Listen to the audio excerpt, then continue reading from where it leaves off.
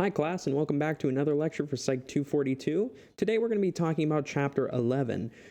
So now we've moved past Freud, we've moved past this trait theory, and now we're getting into something that I think, at least to me, feels very intuitive. And this is the idea of the humanistic approach to psychology. And this is going to be an approach that came about starting in the 50s and the 60s that kind of was a pushback between two of the other major approaches. The approach that Freud had, the psychoanalytic and the neo-Freudians, those kind of approaches, versus the behaviorists, which we'll talk about, and I believe it's chapter 13, it could be wrong, which took the kind of other route, suggesting that humans were nothing more than kind of input-output machines. So the humanistic approach, I think, is going to be a really cool approach to talk about, and this video is actually going to be pretty short, just the bare bones, and I'm hoping to spend a lot of time in class discussing this. Try to do something a little bit different this time, but we'll see if it works. In terms of announcements, no real new announcements. My office hours are available. The exam opens on class day this coming week, whatever day you watch this video. This coming week, when we discuss this chapter, that is when the exam opens, and you have until the following week, 7 days, to finish that exam. So go ahead and keep your eye out on that, and if you have any questions, feel free to shoot me an email. In terms of our chapter outline, this seems like a long chapter outline. In fact, I've got less than 30 slides for this chapter. The outline, right, we're going to start off by talking about a little bit of an overview about the humanistic psychology, where it came from, what it is about. We'll talk about two of our major theorists, Abraham Maslow and Carl Rogers. We'll talk about focusing on healthy people rather than unhealthy people, or focusing on these academic kind of traits, we would call them, right? Focusing on these traits that aren't necessarily about health or not health. Well, I really just spent a moment talking about this person-centered therapy. We'll talk about the Q-sort task, and then finish off with strengths and criticisms. But just to start off, the roots of humanistic psychology really start in this idea of existential psychology. What is the meaning of existence, right? And that's a really tough question to answer, right? Because we don't have a good answer to that. This addresses the meaning of why we are here, the role of free will, and the uniqueness of each one of us, right? Go back and think about when we talk about the relationship between behaviors being the function of a person in their situation, and how each person is different and their situations are different. And this approach is very, very different than the kind of fixed approach that Freud took, where everything fit into these certain boxes. This is more of a very kind of open-ended approach. Existential psychotherapy specifically, which isn't necessarily humanistic psychology, focuses on this existential anxiety, right? Why are we here? Trying to avoid this existential dread we might have. But with this, Carl Rogers and Abraham Maslow, both of them really decided to bring this into a bit of a more clear field. And the weird thing that they talk about in the book about humanistic psychology is that most people would claim to have some aspects of humanistic psychology. Therapists, we might say, would claim to use some aspects of this. It's a very useful tool, but it's almost amorphous and it's hard to describe. So the book describes 4 elements, which I'm just going to put all on the screen at once to make it a little bit easier. And there are 4 what we would call maybe key elements to the humanistic approach. The first being this idea of personal responsibility. As Sartre said up here, we are our choices. The people are responsible for what happens to them. Now, this is not entirely true, right? For instance, we don't assume that if somebody gets hit by a car that it is completely their fault. But what we do assume is that people are responsible for their own happiness, for their own, generally their health, their well-being, and this is most of us, right? And once you leave your parents, you're on your own, and you have to be responsible for yourself. And I love the example the book uses about Jim Morrison at the beginning, right? The lead singer of The Doors, that he died at 27, from overdoing drugs, from drinking too much and in a poor lifestyle, but he could have walked away at any point. You know, it's his responsibility. Then the book talks about this idea of here and now, right? That people aren't fully functioning unless they learn to live in the moment, live as they are. We'll spend some time talking about this in class. I don't really want to go into it too much here. The experience of the individual, I think, is really interesting. And this is what we talk about when we are specifically focused on things like positive regard and unconditional versus conditional positive regard. That a therapist's job, based on the humanistic approach, is to allow a client to feel like they are in a place that they're able to get help, to feel that they are able to be helped, and to use the therapist as a tool to help themselves. This last one is more focused on Maslow in the hierarchy of needs, but technically with Rogers as well, that this idea is that we are motivated to progress or kind of move our lives forward in some kind of growth state until we reach our self-actualization, or kind of our fully functioning personhood. And with Carl Rogers, the first theorist we'll talk about, he believed that every single person on earth has the potential to live a fulfilled, happy life. And that these we would call fully functioning people.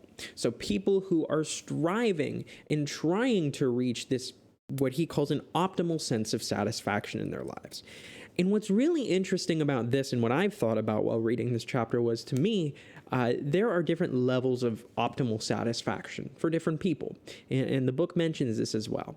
For instance, I know somebody who is very happy in their lives. He's a friend of my parents, He's in his 50s. He has kids. He didn't need to go to school to get his degree. He simply worked in a trade, He has lived in the same house for 30 plus years. He watches football every weekend. He goes, he does his job. He's a very, very happy guy. And I always kind of envied that, that he didn't need a lot in his life to make him happy. And he might be what I would consider a fully functioning person, because he's somebody who's very happy with himself, understands who he is, and just generally has reached what I would consider, a great place in his life. And he just feels in a good place. I hope to reach that one day myself, and I hope you guys are able to as well. But the idea that Carl Rogers also talked about was the anxiety we have in our lives, and that this anxiety comes from a lot of different places. They claim it's this idea of acquiring knowledge that doesn't coincide with the impression one has about oneself. And how I like to look at this is I used to work with somebody who was in a research lab on the self and who the true self was. And the idea is that for people whose lives maybe we wouldn't consider them fully functioning, they live what we would call incongruent lives. So for instance, their self-image and who they are is vastly different than their ideal self or who they want to be. Their real self, who they are every day, right? So say my real self is somebody who goes to the gym once a week, maybe. But my ideal self goes 5 days a week and is a very health conscious person. That's not very congruent with who I am. But the idea is that if we can make ourselves very congruent with our ideal selves, if we can move our real selves towards our ideal selves, we're going to be able to decrease this anxiety. And the thing is that for people who haven't reached this fully functioning level, they might deal with these defenses. And as the book says, this is kind of a flavor of Freudian psychoanalysis, using these defense mechanisms. But the one that he talks about that I thought was most interesting was this idea of distortion. Now, he talks about denial, and I'll put that up, but we should know what denial is by now. But and their example of denial is slightly different in the sense that we might just try to play this off as something else. But with distortion, I like this image of distortion, that where if you looked at this without it being distorted, all of these squares would be perfectly symmetrical. However, we might distort or kind of bend the truth in order to stop that information from causing us any harm. So we might say, no, he definitely wasn't talking about me, that this person actually just said somebody else's name that sounded like me, or that this whereas denial, we're just flat out refusing it. But maybe we're playing the benefit of the doubt for ourselves. The last thing that Carl Rogers touched on is something that I think is one of the most important concepts that you can take and implement in your life from this class. And this is this idea of positive regard and specifically unconditional positive regard. Now, conditional positive regard is what Carl Rogers and possibly even Maslow and myself included would probably say that most of us had growing up. Probably. Hopefully you didn't, but the idea is that conditional positive regard, right, means that there are specific things which get us positive regard from, in this case, our parents, or, our loved ones, people who care about us, that are at their admiration, their positive regard towards us, their love, their commitment, their acceptance of us is conditional and relies on certain things. A great example of that is this bad dad here, which I hope I never am like, right? Just remember, son, it doesn't matter if you win or lose unless you want daddy's love, right? So if we are going with conditional positive regard and we don't meet those conditions, we might deny those weaknesses we have. We might forget about them or try to ignore them, shove them aside, right? And what we can actually do is use unconditional positive regard. The best way I can describe unconditional positive regard is if you have a dog, just kind of the way that they look at you is often very unconditional. Right. So a good example of this is, say my daughter is 16 all of a sudden, and she sneaks out to go to a party that I explicitly told her not to do. And then she comes back and I find out. Now I'm going to be upset at her, right? I'm not going to be happy with what she did, but at the end of the day, I still love her, and I just am not happy with the choice she made. And this is the idea of unconditional positive regard. The idea is that maybe, right, you can not like what somebody does, but still like who they are. It's a complex thought to have, right? So say, your friend, right, is a bit of a sticky-fingered fella who likes to snag, a candy bar when he's paying for gas or something. Say he's a bit of a pickpocket. You might be very good friends with them, and you might still like your friend and care about him, but you might really be upset with that behavior. And I would still call that unconditional positive regard towards your friend. You like your friend, but you don't like what some of the things he does. And this, right, really changes the way you think about yourself if you have that unconditional positive regard, right? Because if we don't have that unconditional positive regard, we will think that, hey, I should get rid of my weaknesses, rather than accepting that our weaknesses are part of who we are. And truly, a self-actualized or fully functioning individual recognizes that they're not perfect, and that is something that is very useful to do. An example of somebody who really gets unconditional positive regard after probably never getting it is the Grinch, believe it or not. I saw this online. I said, yeah, actually, that's really right.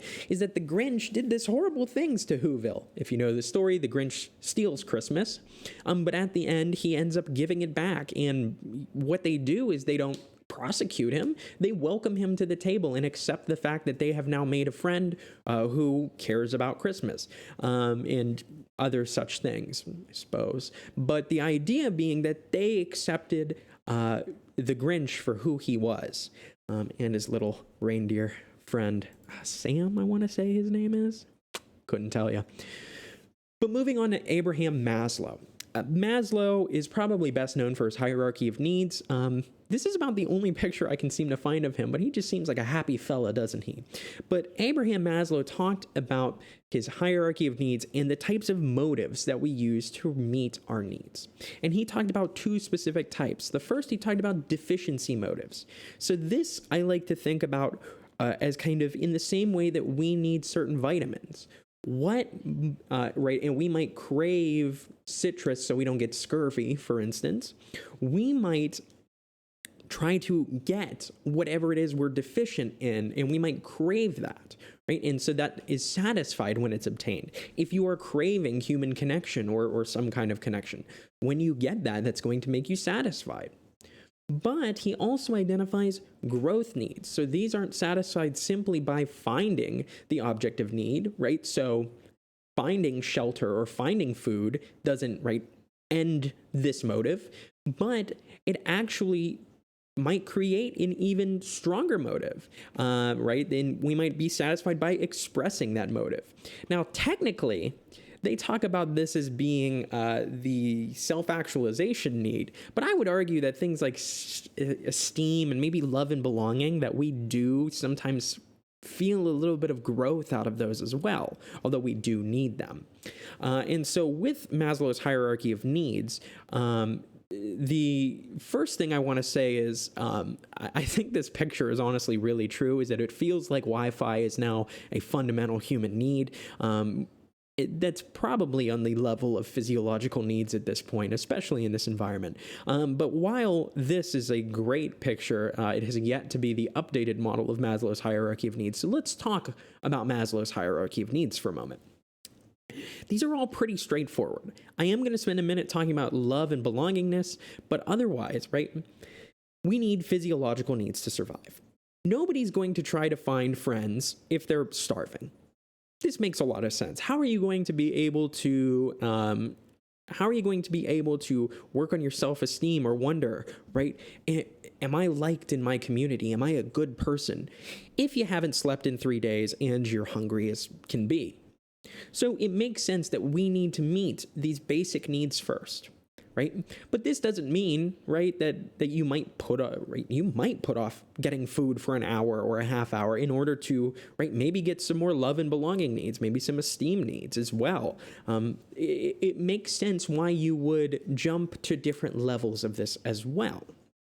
With safety needs, these are going to be a little bit different, talking about things like security, stability, right? We want freedom from chaos with this. This is going to be prominent. We're going to see the most prominence in having issues with safety needs when the future is unpredictable. So imagine the person living paycheck to paycheck right now, and with coronavirus maybe putting their job up in jeopardy. They're going to, right, care about their family. They're going to care about who they are. But right now, they're just trying to make it through, right? Can I keep my employment? Can I keep my health? Can I keep my property where I'm living?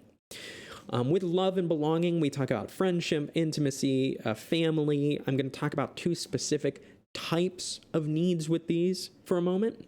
I will at the end of this, but otherwise, self-esteem being things like respect, status, recognition, strength, freedom. This is the need to perceive oneself as competent in achieving and growing almost. And this need for self-actualization, this last one, trying to become the best version of you and identify the true self that you are and reach that potential. Now, with love and belonging, there is one other thing to mention, and this is these 2 types of love, which Maslow called D love, which I will claim as the deficiency love, and B love as being love. So deficiency love, or D love as they call it, is this need to satisfy the emptiness people experience without it. I am deficient in being loved, and I need somebody to love me. That is that idea, right? Is that if you've ever heard the phrase, and I really like this, you can't give from an empty cup. If you aren't loved, it's very difficult to give more love to other people. So being loved is, right, considered a very important need for us. Now, this be love, or being love, is a love that it comes from, right, being in a relationship or being part of something. This is that love that, right, we would say the Grinch got when his heart grew 3 sizes that day. He was fighting off deficiency love, but as he began to share and build relationships with those around him, right, he became happier and better. Interesting that the Grinch comes up twice in this lecture, but recognizing that these 2 types of love are similar to what we talk about these deficiency and growth needs, not quite the same, but that we see this mattering within this love and belonging level as well.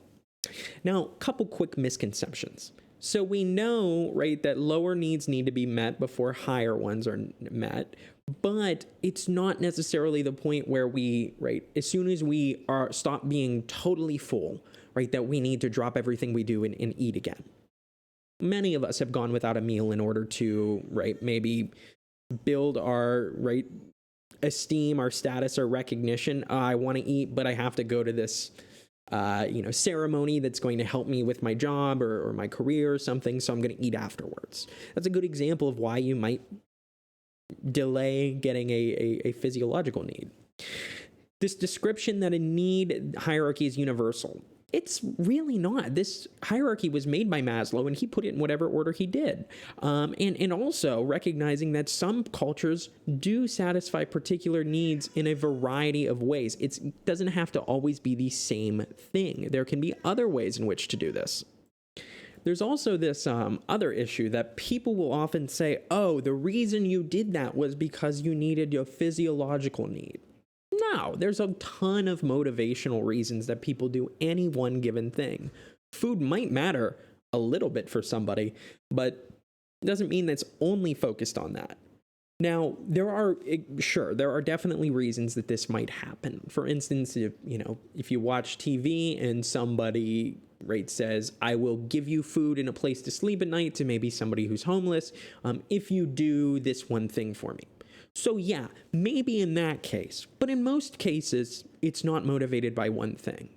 I mean, theoretically, you could argue that the reason I have this job is to secure a safety need, food, water, shelter, and some kind of sense of a future for my family. But it's probably more than that as well. So moving on, this is really funny, is that Maslow, and I just love how the book puts this, Maslow decided to study healthy people instead of unhealthy people. Crazy thought, right?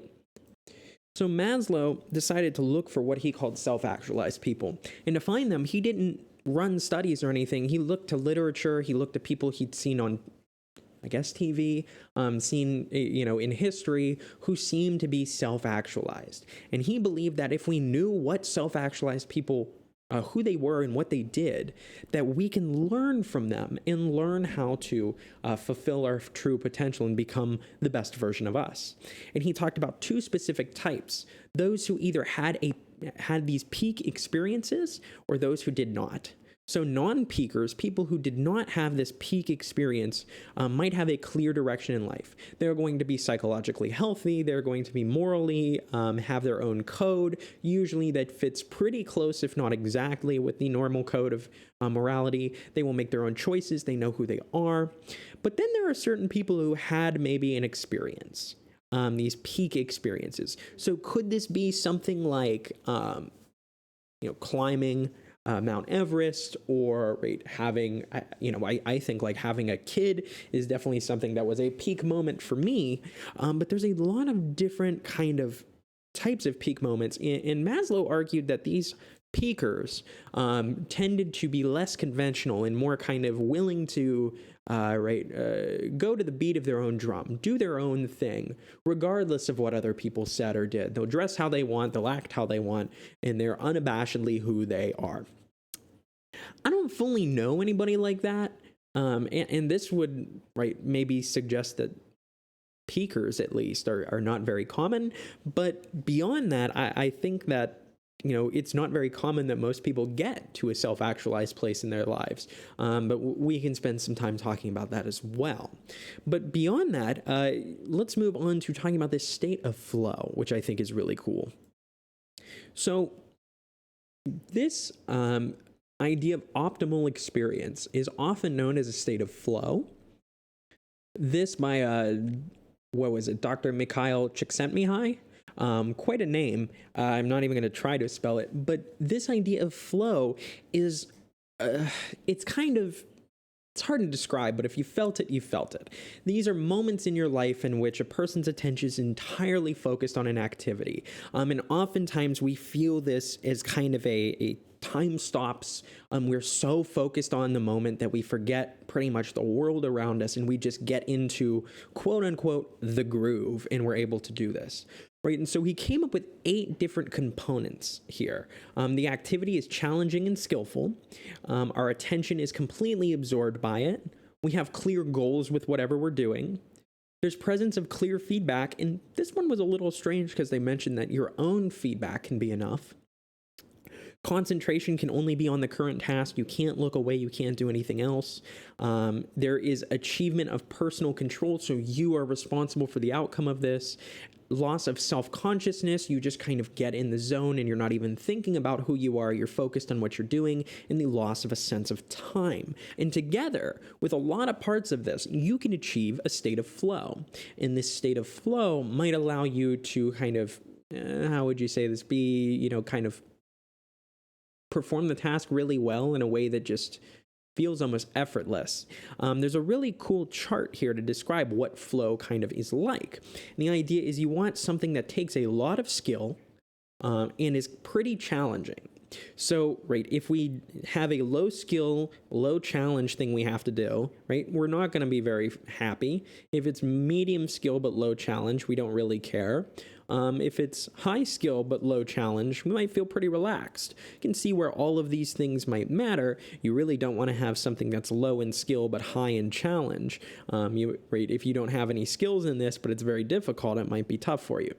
So finding things that put you in a flow state seem to be really cool, fun, and useful. We're not really sure what the value of this flow state is, although it does seem to be good for people. Think about times in your life where you've achieved this flow state. One for me seems to be teaching. Sometimes I will just get in the groove with teaching and I forget how long has passed. Another thing is Tetris. Really puts me in a flow state, and I've heard this from a lot of people. It's a new game called the Tetris Effect, of which this is a screenshot.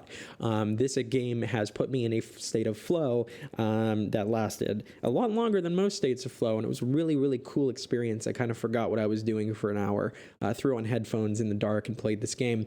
If you ever play that game, let me know if it gives you a state of flow. But beyond this state of flow, let's talk about the value of this personality theory in terms of therapy and using a person-centered therapy. So the person-centered therapy approach, this is this little Triforce I found here, talks about this in more detail than we need to, but I think it's a pretty good way to look at this. And Rogers came up with this idea of therapy to help people become more fully functioning. And what you need to do is recognize that you're dealing with people. And a proper relationship with clients deals with being open and genuine, having this unconditional positive regard, being able to be empathetic towards your clients, and be able to be authentic and real, be able to be the true you. And the job of this is for those individuals to help clients understand their thoughts and their feelings. The book goes through kind of little heavy-handed example of their kind of the back and forth between two people. But generally, the idea with this is to have somebody come in and talk, have a client come in and talk about their problems, and then kind of look at what those problems are and prod and poke and ask the person, so why is it that you're having trouble with this, and how do you think that you could achieve this? What are things that you think are within your control? And helping the clients be led to water and take a drink. If you know the phrase, if you lead a horse to water but you can't make it drink, the idea is to help this person who is coming to you lead them to that water and help them to see if they want to take a drink. Perhaps. I don't know. I'm not a humanistic therapist. I think, from what I understand, that is the approach, though. Now, one of the last things we'll talk about today is this idea of the Q-sort technique. And the Q-sort technique really comes from it wasn't even originally made for this. However, it's now used in this task. It's been used for other things. This California Q-sort looks kind of like this. So this, I think, is a 50-person California Q-sort, and the idea is I would give you, in the original one, 100 cards that are self-descriptive. It might say things like, I'm a very talkative person, or I like going out. And you would have to describe those into these different categories and place certain numbers of cards in there. You can only place 2 in the strongest of the disagreement category. You can only place 2 in the strongest of the agreement category. And this looks like an upside-down bell curve, right? So what 2 traits we might say are your most central traits if we were talking about the trait theory again, right? Which of those 2 cards is the most central to you? Which of those 2 cards is the least central to you, the least descriptive, and varying shades in between.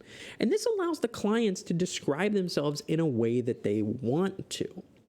And what's really interesting is we will then have a person do this again, but as a ideal self scenario.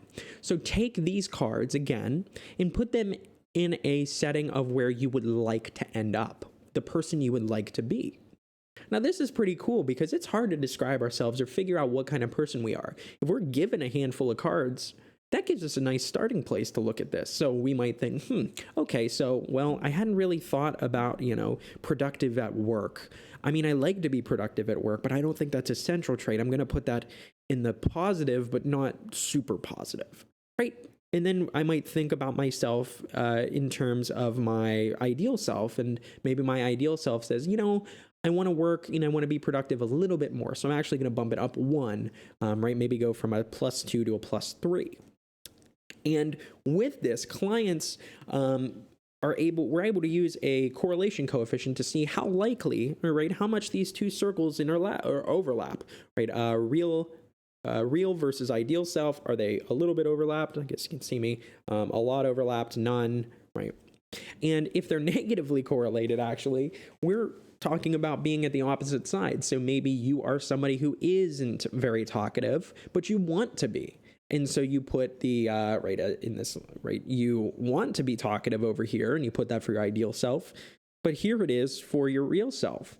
And this might be a way that we can see these negative correlations. And if we look at this in this way, it's a really good way to kind of use a correlation. How much closer are we getting? How much more overlap are we getting? And so they came up with this beautiful chart that took me a while to understand. And I want to walk through this with you for a moment because you should be able to answer what this chart means. So look at it this way. You've got your self-ideal scores, and you've got your self, right, who you really are scores. And what we see here is that there is a 0.21 correlation for this person at or before therapy. So at like the start of therapy. This would probably be session number 1. I want you to do this task. So 5.5 months go by, and then they have them do the Q-sort task again. They had them do it a few more times, but you can see each time the self-ideal and the self-real, the real self and the ideal self, are getting slightly better in terms of their correlation coefficients. And then at 5 months, at the second follow-up after therapy, so this would be 5.5 months plus 7 months plus 5 months, that is, I'm going to pause this, 17 months, 17 and a half months, so about a year and a half, we see that this person has made a very high correlation increase towards who they are overlapping with who they want to be. Now, these correlations between these are just really looking at the numbers, right, between each of these two time points. So there was a 0.75 correlation between who the real and ideal self were, and there was a 0.3 correlation between who the real self was at the beginning and the end, and kind of all in between. But really, looking at these numbers, you can almost look at them kind of going straight down here, and these more, ovular lines you can ignore. So let's talk about the last couple things here to mention, some strengths of the humanistic approach. Well, this actually is looking at healthy people for once, rather than rate everybody with problems. So what do normal people look like, and how can we make people be better? We see that there are a lot of aspects that have been adopted by therapists from other theoretical perspectives. This is something that many people draw heavily with. We talk about growth of encounter groups, and this is where we start to talk about group-centered therapy becoming a thing. And everyone I've talked to who has been in group-centered therapy or knows people who do says that nobody likes it at first, but it's really helpful, which makes a lot of sense. But I think that's really interesting to see that it wasn't until the 1970s we even started increasing therapy and thinking about group therapy. Humanistic psychology has been adopted in a lot of places: education, communication, businesses. It helps employees be satisfied with their jobs, and by taking care of employees' higher order needs, you're actually going to have healthier, mentally better equipped employees to do their jobs, and who maybe are more likely to stick around. We know that teachers and parents that have adopted these suggestions tend to see some pretty good effects in terms of their outcomes with raising their kids. Now, there are some criticisms, right? we can talk about this. It's a big one. This relies on the idea of free will. And we can't, as psychologists, fully explain free will. We can't even tell if it's real or not. And there's been some studies that say it is and some that say it isn't. Some key concepts are poorly defined. What does it really mean to be a fully actualized person or fully functioning? I mean, could we always be more functioning? Is there a limit to our functioning ability? There's not really any use of the psychotherapy techniques, maybe a little bit in terms of defense mechanisms, but that's about it. And this does have some naive assumptions about human nature. This assumes people are all good and all trying to be good, and that might not be the case, but it is looking at this from a very different perspective. So all in all, this was, again, just a quick kind of recap of what this class was, or what this chapter was about. If you have any questions, do let me know. Otherwise, got the same announcements as at the beginning. Please shoot me an email if you do have any questions. Again, apologies for getting this out so late. Taco Bell nearly killed me. You hate to see it. Other than that, I hope you all have a great day, and enjoy.